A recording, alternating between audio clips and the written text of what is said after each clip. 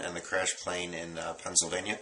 But we're specifically going to address the root causes and the after effects. So I want to go beyond just, someone attacked us, but to understand where the roots of that tree of evil and terrorism grows. We have to go back to the Cold War, actually, to understand the roots of 9/11. And remember, the mastermind, basic information, the mastermind of 9/11 was Osama bin Laden. He is a son of a billionaire tycoon from Saudi Arabia, kind of the different one in the family. They're all in construction, and he's into terrorism. But he belongs to a group in the 1980s, Osama bin Laden, called the Mujahideen. And the Mujahideen was a kind of fundamental religious Islamic group of freedom fighters that would go to Muslim countries and would fight against foreign occupiers. And in this incident, in the 1980s, Osama bin Laden, and he's not the leader of the Mujahideen, but he's up and coming, are going to Afghanistan. And Afghanistan is described as the Soviet Union's Vietnam. And I don't know if that makes any sense to you, but they had tried to basically control Afghanistan. They invaded Afghanistan, I believe, in 1980, and probably for the same reasons lots of countries do these types of things, kind of imperialistic, that they were looking for maybe oil supplies, or they wanted their footprint in the Middle East to spread communism, or whatever the reason was, they were there, and the Mujahideen and nationalists from Afghanistan, just like in Vietnam, they didn't want foreigners. They didn't want somebody else telling them what to do. So the United States actually aided this group. We don't really care. Well, we do care, but it's not a deal breaker if your enemy's enemy doesn't align with you.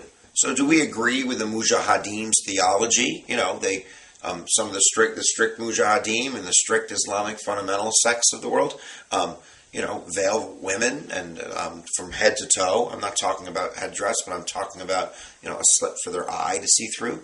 In Afghanistan, when the Taliban, there's more vocabulary, was controlling that country and allowing Osama bin Laden and what we're going to see form called Al-Qaeda to train in that country. But they executed women. They beheaded women in the soccer stadiums. These are hardcore religious fanatics, and women were not allowed to go to school, and eye for an eye, and total ban on music and dancing and Western civilization.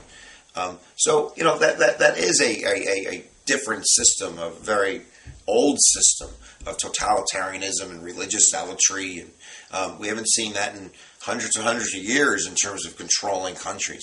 But nevertheless, let's go back to the Cold War. So, let me check my time. So during the Cold War, the United States was supporting the Mujahideen, and the Soviet Union was fighting the Mujahideen in Afghanistan. And eventually, through United States aid, there's actually a movie, I think it's called Charlie's War, maybe, where this congressman basically had this mission to help these guys fight the Soviets. And once we gave them rocket-propelled grenades, and they could shoot down the Soviet helicopters, the war really turned in the mid-'80s. And by the end of the 1980s, the Soviets were marching back to the Soviet Union, only to find that their country was going to fall apart in a couple of years. And that's one of the reasons. They invested a lot of money. There was a lot of nationalism invested in that war, and they lost. Just like, in a sense, we lost Vietnam, and we were defeated and deflated and, in debt. But we survived. They didn't. There's other reasons for that, but that you can definitely fit into that equation.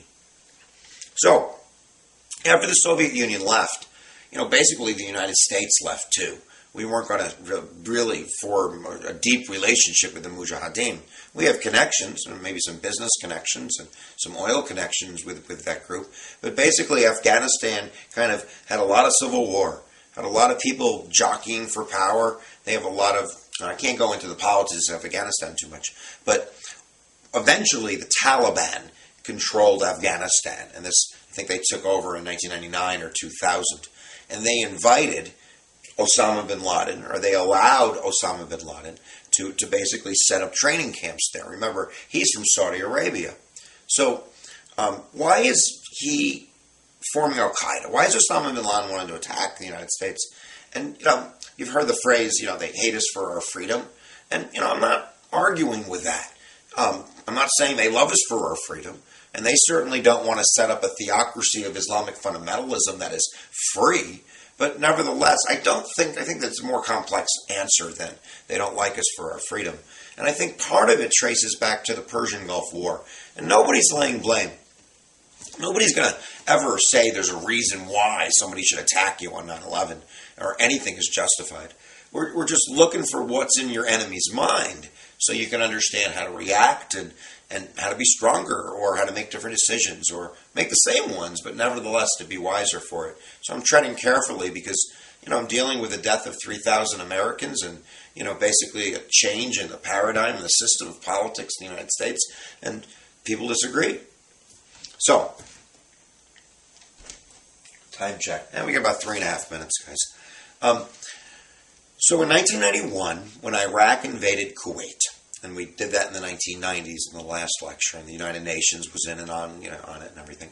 One of the places where we were allowed to basically set up camps and set up staging areas and train soldiers and do that kind of thing was Saudi Arabia. Saudi Arabia, one of the largest country in the Middle East, I believe, and holder of the vast majority of oil resources, and our ally. They're not a democracy; they have a king, and women don't have rights in Saudi Arabia to vote or do things like, basic freedom stuff like we would take for granted. They were our ally. And they were our ally probably because they didn't want Saddam Hussein, this madman, this tyrant, this dictator, to get his hands on this oil. He was a threat to Saudi Arabia in a sense. I'm kind of going on a limb on that one. But nevertheless, part of the reason that Osama bin Laden hates America was because he's a very religious man. And I'm not excusing this. But he believes that that land is holy. And, I would imagine that him seeing GIs, drinking beer and eating bacon and peeing in the sands of Mecca, probably pissed him off. And at that point, some of the fundamental Islamic characters declared a fatwa, a jihad, against the United States because of that, view that they were coming, that they couldn't be here, so they had to have a holy war. And again, these are, barbaric things are going on in the Taliban, so it's not a big leap to think that they can think barbarically here. So Osama bin Laden is training in Afghanistan, and that's where the 9/11 attacks were planned. And on 9/11/2001, 19 hijackers, I think 17 from Saudi Arabia, a couple from Yemen, did the deed. They flew those planes into, the Pentagon and the World Trade Center and crashed a plane into Pennsylvania, launching us into the Bush doctrine. A minute and a half. George Bush is president, right? He didn't believe in a big foreign policy. But 9/11 to him, and this is where people disagree and get mad and argue, I'm just giving both sides, to him, he believed that this changed everything. And that because we were attacked like that, we had to attack before we were attacked the next time. It's called the Bush doctrine, preemptive strike. And then we get into Iraq. Afghanistan, yeah, I understand the connection, but people on the left, Democrats, have a problem with the connection with Iraq. Saddam Hussein was not involved in 9/11. Saddam Hussein didn't have weapons of mass destruction. Saddam Hussein is not a jihadist. He's not a fundamental in Islam. He's not part of Al-Qaeda. But he was a tyrant. He was a dictator, absolutely. Though Democrats would say, there's lots of tyrants. We're not invading other countries. Why that one? So Bush went through a couple reasons. We're there for democracy. We're there to get rid of a tyrant. We're there because they're Al-Qaeda or there's Al-Qaeda's training and we can't have another 9/11. We're there for weapons of mass destruction. At the end of the day, other people have said, and I'll just put it out there, that we were there for a footprint. We were there to get our footprint in there, maybe not to steal the oil, but to have our hands in that business, to have our ability to influence that direction of that region. And it's called the American Enterprise Institute. And these folks on the right, conservatives, they're called neocons because they're new conservatives. They believe in that. And we'll leave it at that. Iraq didn't go well, the end.